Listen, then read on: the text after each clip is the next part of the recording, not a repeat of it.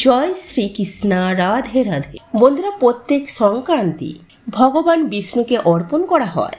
শাস্ত্রে বলছে যে পুরো মাসের পুণ্য সৌভাগ্য এই সংক্রান্তির দিনেই তুলসী গাছে বেঁধে দিন। এই একটি জিনিস, আর তুলসী গাছের সঙ্গে জড়িয়ে থাকা অনেক মাহাত্ম্যপূর্ণ নিয়মের কথা জানাবো। তুলসী গাছে এই জিনিসটি বাঁধতে পারলে সারা বছর আপনার ঘরে ধনের বর্ষা হবে, ব্যাংক ব্যালেন্স কখনো খালি হবে না, 7 পুরুষ বসে খেতে পারবে। তুলসী গাছে এই জিনিসটি বেঁধে দিতে পারলেই মা লক্ষ্মীর কৃপায় টাকা গুনতে গুনতে হাঁপিয়ে যাবেন। মা লক্ষ্মীর কৃপায় আপনি রাতারাতি কোটিপতি হয়ে যাবেন। বন্ধুরা, তুলসী গাছে এমন কিছু নিয়মের কথা আপনাদেরকে জানাবো, যে নিয়মগুলি জেনে রাখা অবশ্যই আপনাদের প্রয়োজন।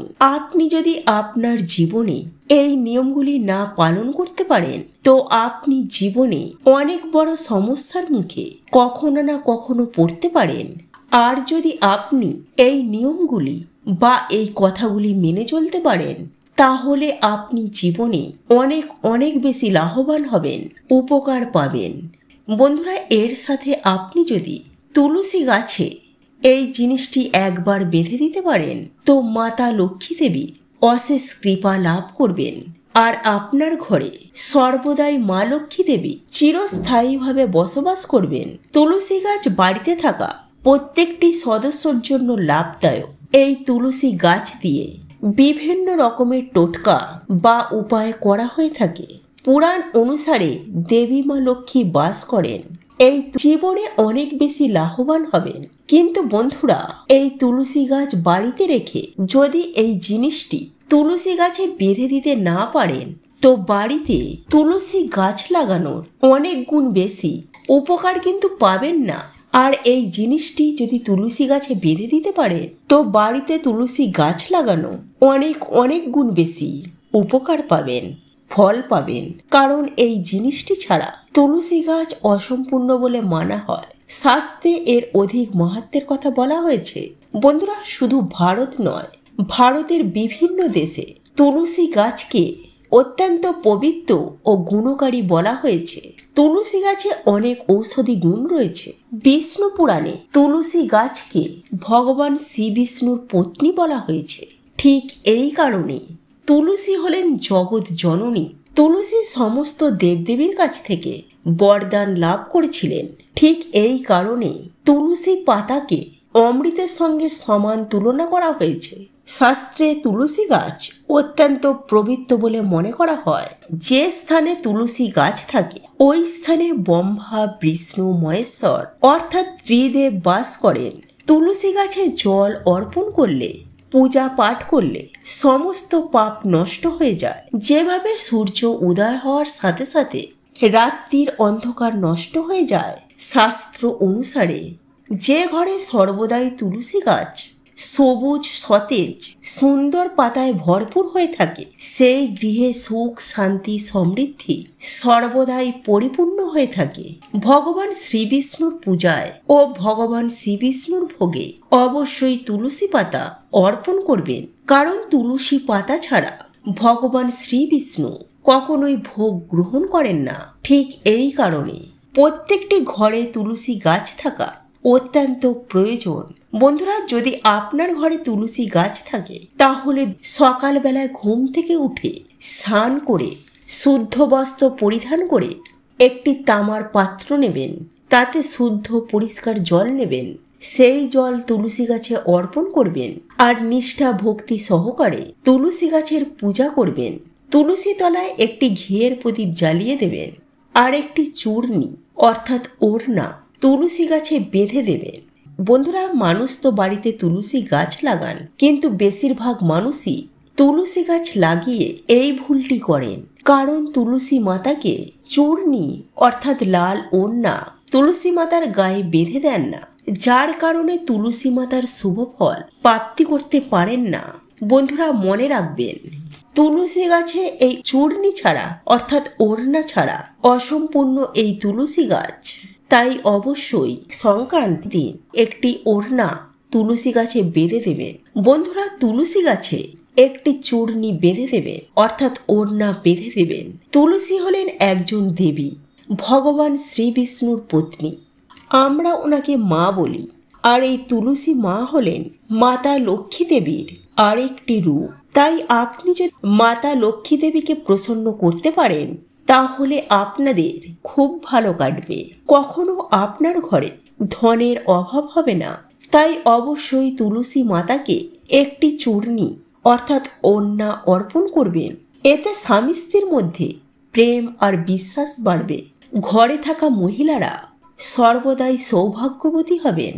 কিন্তু তুলসী গাছে এই লাল চূর্ণি অর্থাৎ লাল ওড়না অর্পণ করার সময় আপনাকে একটি কথা মনে রাখতে হবে। তুলসী গাছে ভুল করেও পুরানো ছেঁড়া চূর্ণি বেঁধে দেবেন না। বাজার থেকে একটি নতুন চূর্ণি কিনে এনে অর্থাৎ নতুন ওড়না কিনে এনে তুলসী গাছে বেঁধে দিন, অত্যন্ত ভালো ফল পাবেন। বন্ধুরা, তুলসীর বিবাহ দিলে মানুষ সর্বদাই সুখ শান্তি সমৃদ্ধিতে থাকতে পারে। সাংসারিক সমস্ত দুঃখ থেকে মুক্তি পাওয়া যায়। বন্ধুরা, মানুষ জেনে হোক বা অজান্তে তুলসী গাছের কাছে এমন কিছু জিনিস রাখেন যে জিনিসগুলি রাখা কখনোই উচিত নয়। বন্ধুরা, তুলসী গাছ সকল গাছের থেকে অত্যন্ত পবিত্র। এই তুলসী গাছে খুব ভালোভাবে যত্ন করতে হবে, সেবা করতে হবে। তবেই আপনি তুলসী মাতার থেকে অনেক বেশি শুভ ফল লাভ করতে পারবেন।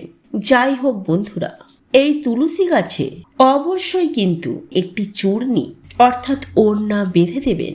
তুলসী গাছের আশেপাশে নোংরা ভাষা বা বাজে ভাষা উচ্চারণ করা একদমই উচিত নয়। তুলসী গাছের পাশে ছেঁড়া জুতো চপ্পল, ঝাঁটা ঘরমোছা কাপড় রাখবেন না। তুলসী গাছের পাশে থুতু ফেলবেন না, এতে ঘোর অনর্থ হবে। তুলসী গাছের পাশে জল ভরা পাত্র কখনোই রাখবেন না। তুলসী গাছের পাশে প্রদীপ জ্বালাবেন এবং সেই প্রদীপ নিভে যাওয়ার পর সেই প্রদীপটি তুলসী গাছের পাশ থেকে সরিয়ে নেবেন। কারণ তুলসী গাছের পাশে নিভে যাওয়া প্রদীপ অত্যন্ত অশুভ বলে মনে করা হয়। যে স্থানে তুলসী গাছ থাকে সেই স্থান পরিষ্কার পরিচ্ছন্ন রাখা উচিত। নিয়মিত তুলসী গাছের আশেপাশে পরিষ্কার পরিচ্ছন্ন করবেন। তুলসী গাছের পাশে ভগবান গণেশ, ভগবান শিবের মূর্তি ভুলেও রাখবেন না।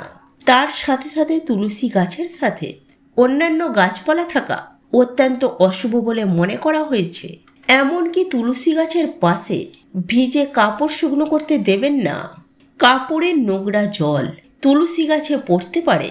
বন্ধুরা, একটি কথা মাথায় রাখবেন, ভুল করেও তুলসী পাতা নখ দিয়ে কাটবেন না। এতে তুলসী মাতার ঘোর অপমান করে বলে মনে করা হয়। তুলসী গাছের শুকনো পাতা ঝাঁটা দিয়ে ঝাঁট দিয়ে নোংরা জায়গায় ফেলে দেবেন না। তুলসী গাছের গোড়ায় সেই মাটিতে তুলসী পাতাগুলোকে পুঁতে দিন। রবিবার দিন ভুলেও তুলসী পাতা তুলবেন না। তুলসী গাছে জল অর্পণ করবেন না। বন্ধুরা, বেশিরভাগ মহিলারা স্নান করবার পর চুল খোলা রেখে তুলসী গাছে জল অর্পণ করেন। এমনটা করা অত্যন্ত অশুভ বলে মনে করা হয়। মহিলাদের সর্বদা স্নান করে চুল বেঁধে সিঁথিতে সিঁদুর দিয়ে তুলসী গাছে জল অর্পণ করা উচিত। এতে তুলসী মাতার আশীর্বাদ লাভ করা যায়, ধন লাভ করা যায়। বন্ধুরা, ধন লাভ করবার জন্য 2025 সাল নতুন বছরের প্রথম দিন মাতা লক্ষ্মী দেবীর মূর্তি রয়েছে এমন একটি কয়েন নেবেন, বা বৈষ্ণোদেবীর মূর্তি রয়েছে এমন একটি কয়েন নেবেন। বছরের প্রথম দিন সেই কয়েনটি আপনারা তুলসী গাছের গোড়ায় মাটি খুলে সেখানে পুঁতে দেবেন। বন্ধুরা, পরের দিন সকালবেলা ঘুম থেকে উঠে স্নান করে শুদ্ধ বস্ত্র পরিধান করে তুলসী মাতার পূজা পাঠ করবার পর সেই কয়েনটি তুলসী গাছের গোড়া থেকে আপনারা তুলে নিন। তারপর সেই কয়েনটিকে ভালো করে ধুয়ে পরিষ্কার করে নিন। তারপর সেই কয়েনটি মা লক্ষ্মী দেবীর চরণে রেখে ভালো করে পূজা পাঠ করে নিন। তারপর সেই কয়েনটি লাল কাপড়ে বেঁধে আপনি আপনার বাড়িতে যেখানে টাকা পয়সা রাখেন লকারে বা ক্যাশ বাক্সে রেখে দেবেন, বা নিজের কাছেও এই কয়েনটিকে রেখে দিতে পারেন। বন্ধুরা, এই উপায়টি করলে আপনারা অপার ধন সম্পদ লাভ করতে পারবেন। ধন সম্পদ অযথা খরচ হওয়া বন্ধ হয়ে যাবে। ধন সম্পদ দিন দিন আপনাদের বাড়তে থাকবে। আপনারা তো এই উপায়টি করবেন। এই দিন নিরামিষ আহার গ্রহণ করবেন। এই দিন বাড়িতে ঝগড়া, অশান্তি, কলহ একদম করবেন না। এমনকি কাউকে অপমান করে কুকথাও বলবেন না এবং গুরুজনদের অপমানও করবেন না। এমনকি ছোট বড় কথাও বলবেন না। বন্ধুরা, বাড়িতে তুলসী গাছ লাগানোর সময় তুলসী গাছের গোড়ায় কোনো নোংরা আবর্জনা জায়গায় মাটি দেবেন না। এমনকি শ্মশান কব্রস্থানের মাটিও ভুল করেও দেবেন না। এতে তুলসী দেবী রুষ্ট হয়ে যাবেন আর তুলসী গাছ শুকিয়ে মারা যাবে। ভুল করেও কখনো তুলসী গাছ বাড়িতে নালা, নর্দমা, বাথরুমের পাশে লাগাবেন না, কারণ নোংরা জল তুলসী গাছে পড়তে পারে। ঘরে তুলসী গাছ কখনো শুকাতে দেবেন না। ঘরের বাস্তু অনুসারে তুলসী গাছ শুকিয়ে যাওয়া মানে অকাল মৃত্যুর সংকেত দেয়। ঘরের তুলসী গাছ শুকিয়ে যাওয়া মানে ঘরের সুখ, শান্তি, সমৃদ্ধি নষ্ট হয়ে যায়। শুকনো তুলসী গাছে কখনো মা লক্ষ্মী দেবী বাস করেন না। বাস্তুশাস্ত্র অনুসারে তুলসী গাছ সবসময় আপনার বাড়ির সামনে লাগাবেন। বন্ধুরা, তুলসী গাছ শুকিয়ে যাওয়া মানে বিপদ ও দুর্ঘটনার সংকেত দেন। তাই সর্বদাই তুলসী গাছের যত্ন করবেন। বন্ধুরা, শাস্ত্র অনুসারে কখনোই তুলসী গাছে নোংরা জল দেবেন না। জুতো, চপ্পল পরে তুলসী গাছে জল দেবেন না। তুলসী গাছে জল দেওয়ার সময় অবশ্যই কিন্তু আপনারা খেয়াল রাখবেন তুলসী গাছের জল যেন আপনাদের পায়ে ছিটকে না পড়ে। এতে তুলসী মাতার অপমান করা হয়। ভগবান শ্রীবিষ্ণু বলেন প্রত্যেক দিন তুলসী গাছের দর্শন করলে, হ্যাঁ বন্ধুরা, ভগবান শ্রীবিষ্ণু ও ভগবান শ্রীকৃষ্ণ বলেন প্রত্যেক দিন তুলসী গাছের দর্শন করলে মানুষ স্বর্গ লাভ করতে পারে। আর তুলসী পত্র সেবন করলে সমস্ত পাপ নষ্ট হয়ে যায়।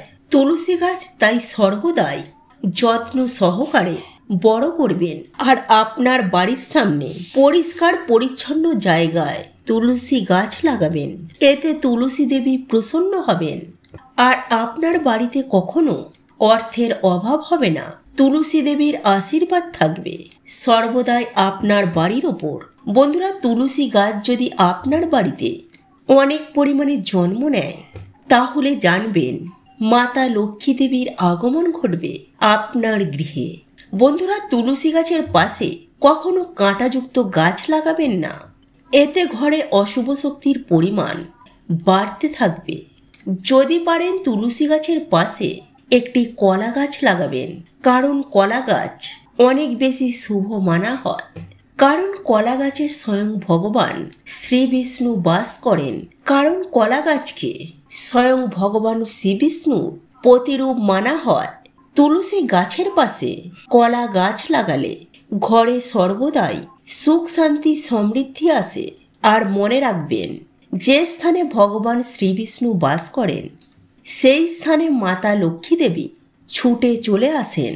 তাই অবশ্যই নিষ্ঠা, ভক্তি সহকারে তুলসী মাতার পূজা করবেন আর তুলসী গাছে এই জিনিসটি বেঁধে দেবেন। যদি আপনার বাড়িতে তুলসী গাছের নিচে শালিগ্রাম শিলা না থাকে তাহলে একটি শালিগ্রাম শিলা নিয়ে এসে আপনাদের তুলসী তলায় প্রতিষ্ঠা করবেন। বন্ধুরা, এই শালিগ্রাম শিলা রাখবেন, দেখবেন অনেক বেশি শুভ ফল লাভ করতে পারবেন। শালিগ্রাম শিলা ভগবান শ্রী বিষ্ণুর নিরাকার একটি রূপ।